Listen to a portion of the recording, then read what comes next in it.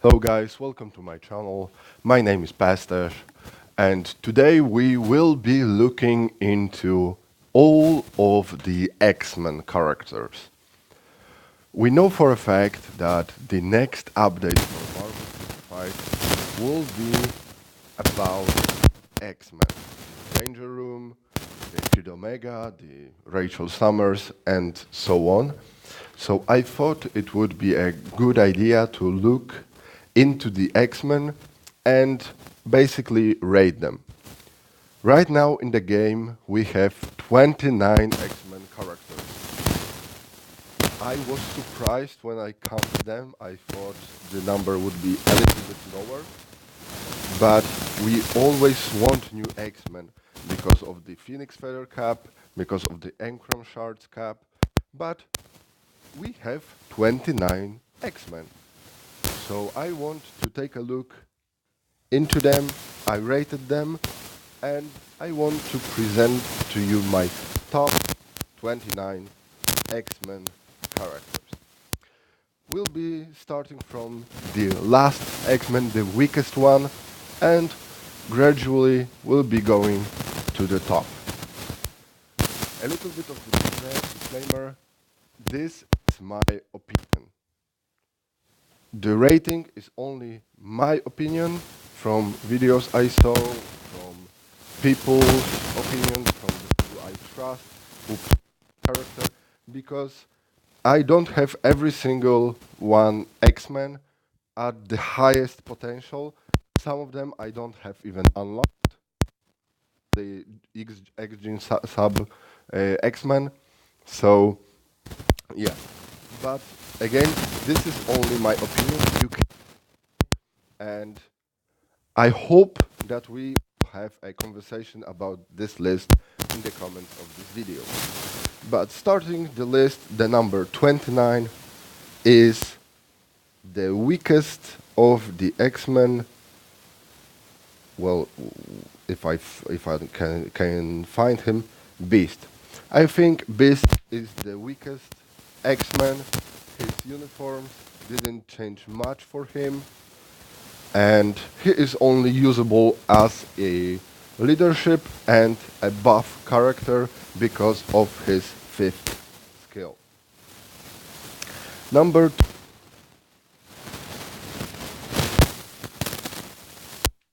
I had a little bit problem with who should I put lower and higher, one number higher, one number lower, because the characters at the bottom are pretty similar, but Colossus, his only use is for Alliance Conquest because of his reflect, and if you have his uniform, sometimes he can be used in PvP, but there are a lot stronger characters, and right now we have the energy meta for PvP, so yeah, and his damage is pretty low. That's why I thought he would be good number 28.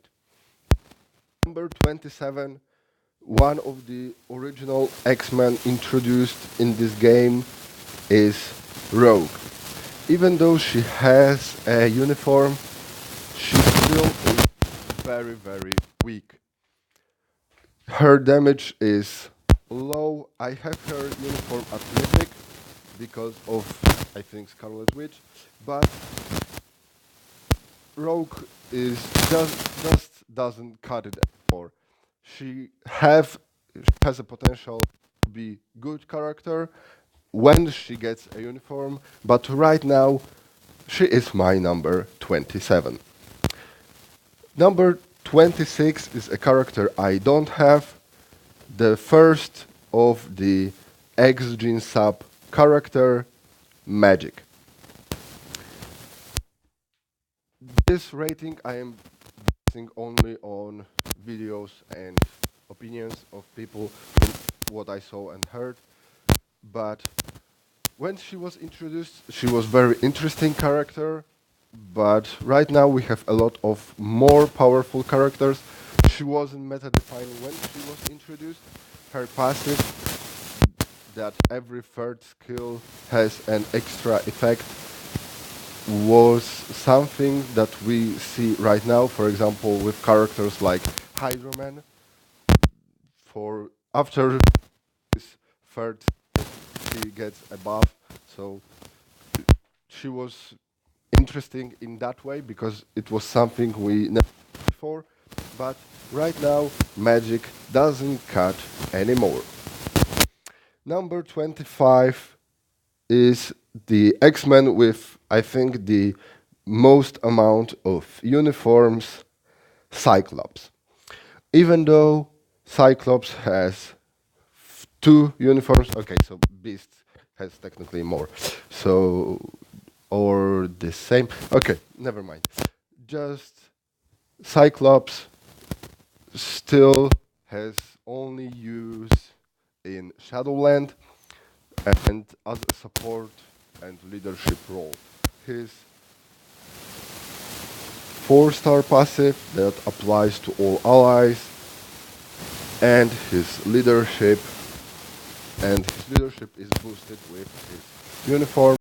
So yeah, like Beast, he is only usable as a support or leadership character, but his damage is a lot more, a lot higher than Beast. That's why I put Cyclops on number 25. Number 24 is Domino. To be fair, still don't know why Domino is so low, because I always had in mind that she is better than Phantom X and she's better than Nightcrawler and characters like that. But when I looked into her kit, when I looked into what she can do, when I tested her, it looks like she is not that. She is a fun character, but not very powerful one. That's why my Domino is put at number 24. Number 23 is a character I mentioned regarding Domino is Nightcrawler. With his uniform, his damage got better, his passive got better, so he is better character overall. He still doesn't cut and he still is only usable for Shadowland, but he is definitely a better character overall than the last.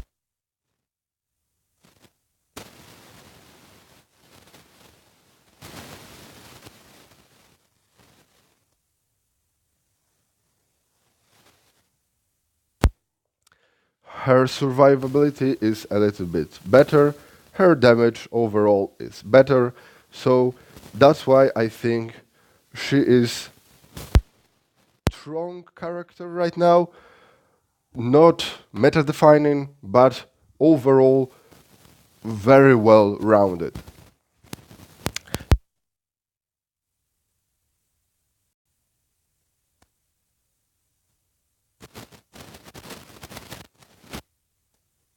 And that's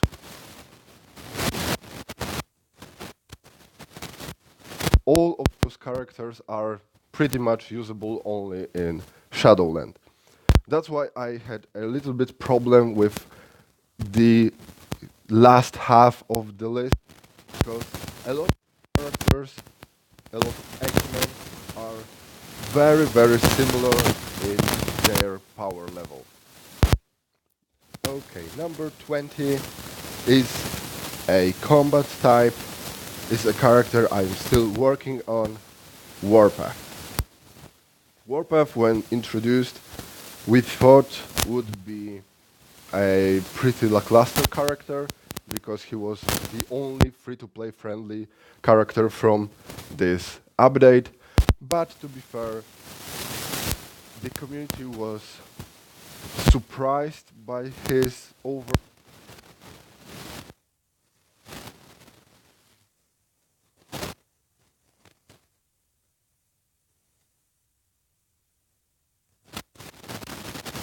A certain game mode.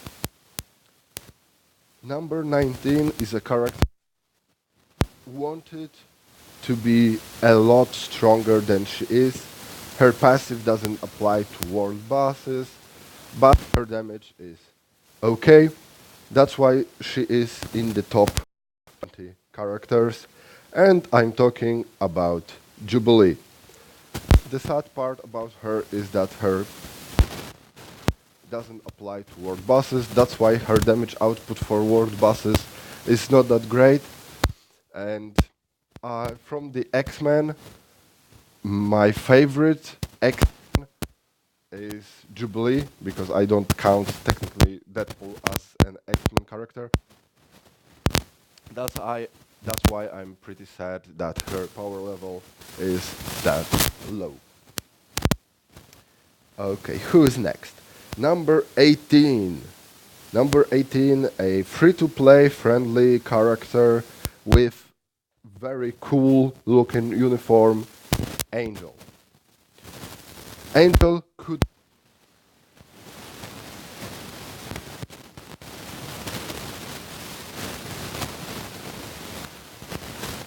because he does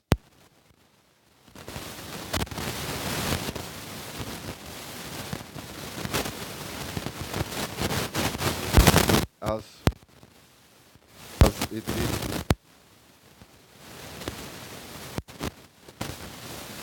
ship, so that's why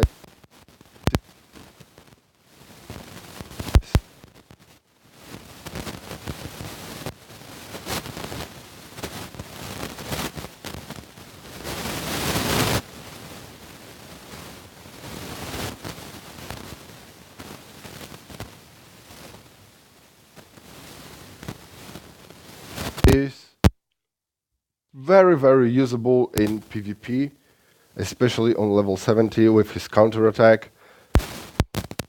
So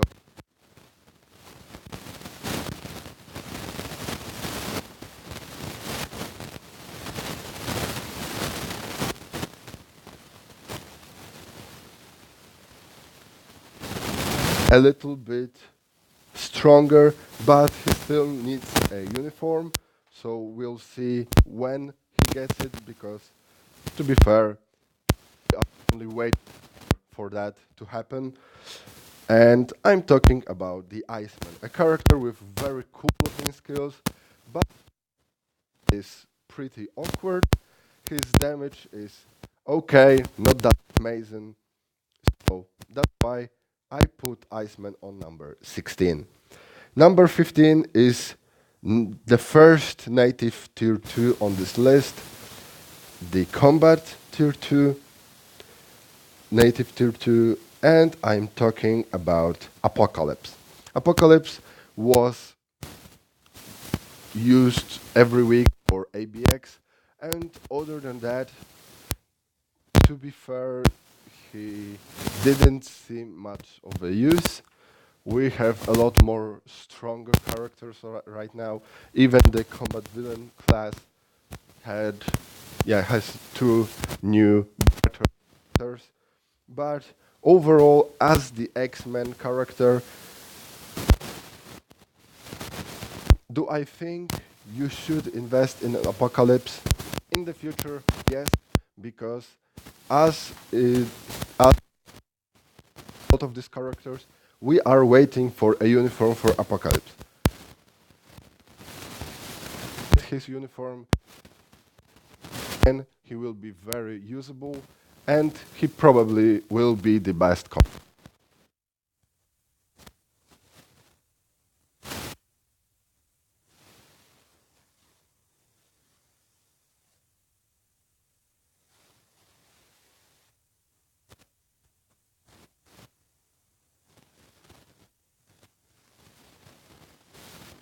A good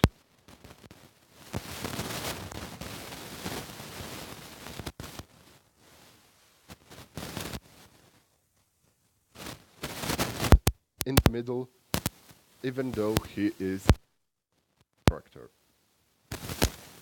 After Juggernaut, we have the lab farmable character, the X-23. We got her introduced with the event quest, or just a game mode where you could farm her bios, and other than that, you can get her only from the lab, and her kits form a lot of issues with where and that's why I think overall she is number 13. Number 12, the first tier 3 character, X-Men tier 3 character is Magneto. Other than ABX, he is not that great. But regarding his power level, and because the fact that he can get to tier 3, the characters at the highest potential.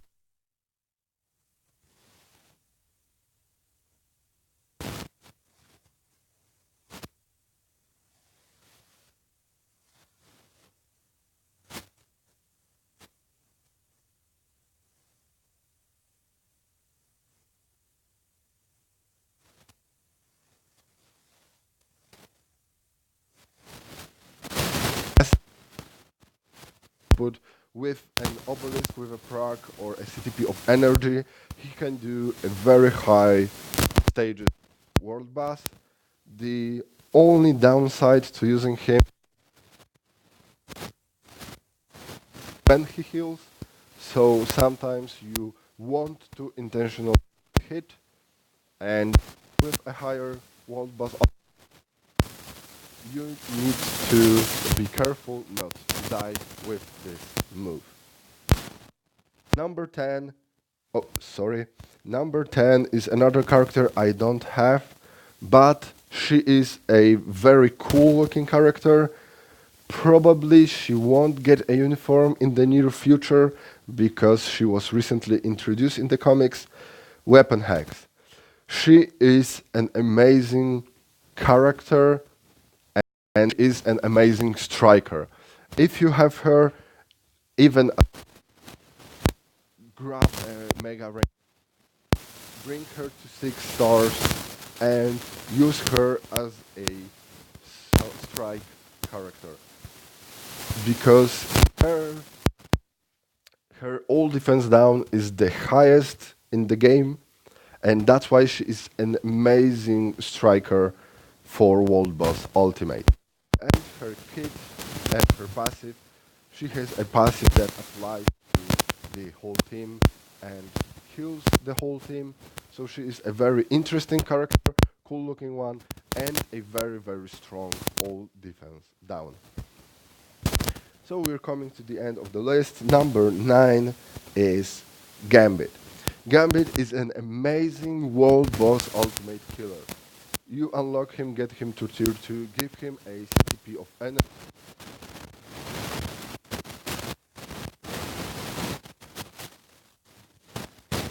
Yes, he dies pretty easily, but his damage output is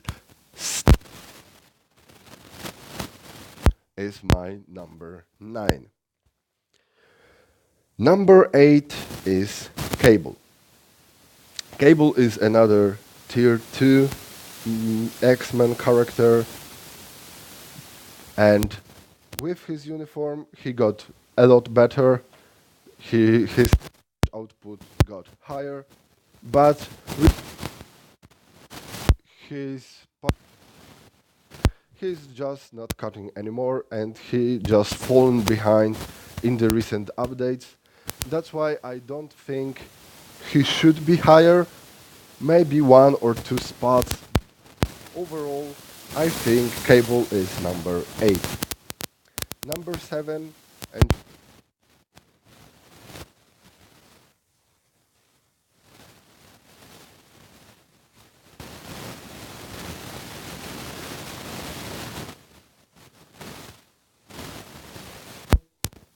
I great character, and overall her kit is well-rounded, control, and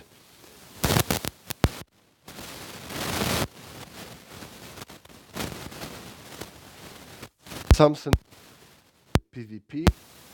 That's why I thought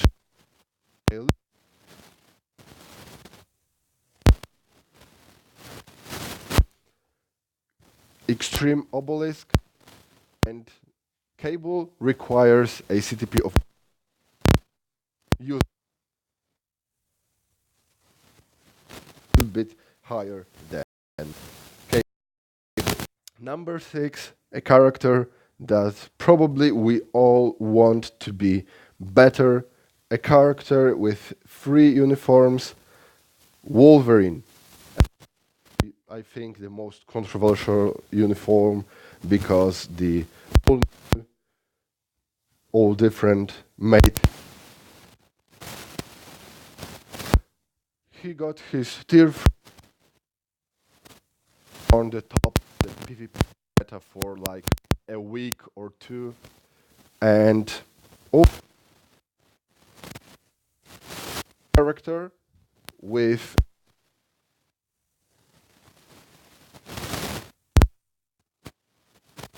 he is and usable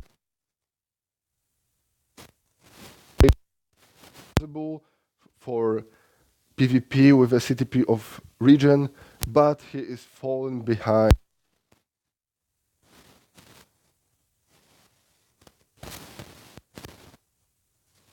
He can get to tier 3. If we Wolverine, he will be a lot lower. And right now we're coming to the last 5, the top 5 characters of X-Men.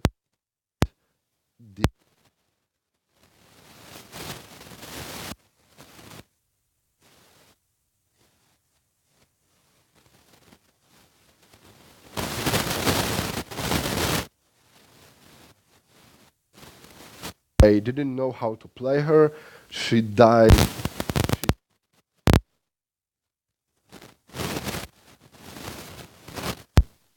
Addressed a lot godly.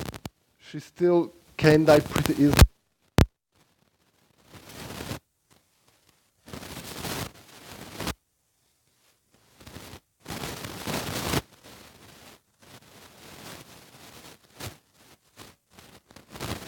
To be fair, I play with her every single day for World Boss Ultimate Corvus. So yeah, she is my number 4 is a character who is godly in PvP, Strive. Strive is very hard to get, but he is amazing in PvP. Whenever he is not banned, I tend to use him. I tend to swap Thanos for Strive. He has a very, very strong kit with incapacitation and fracture. So that's why I think he is amazing. And when you get him to level 70, he is a god in PvP. And the last 3 cards, probably those would be the most controversial ones because they are all very, very high power level. And we be talking about Namor, Jean Grey, and Deadpool. And probably my number 1 won't be your number 1, but let's see. Number 3 is the recent X-Men addition. I'm talking about Namor. Namor is amazing character for PvE. His output is stunning. He is a god, World Boss Ultimate and GBR. And as far as the PvP side goes, he is not that great, but for PvE, he is amazing. And his damage output is off the charts. So that's why I put him on number 3. The number two, and the one that Reddit wouldn't agree with, is Jean Grey. Jean Grey, for me, is only usable for PvE, and she is top tier for PvP.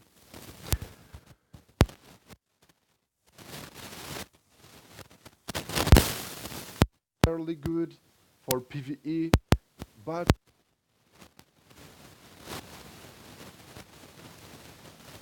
us for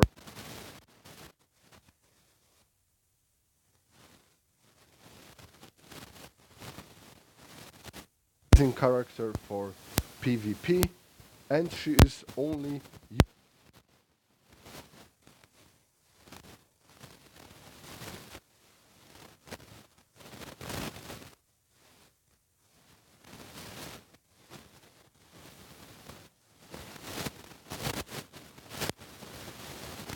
and for PvP, and he can perform amazingly, still amazingly in PvE. That's why I think Deadpool is the best X-Men character in the game.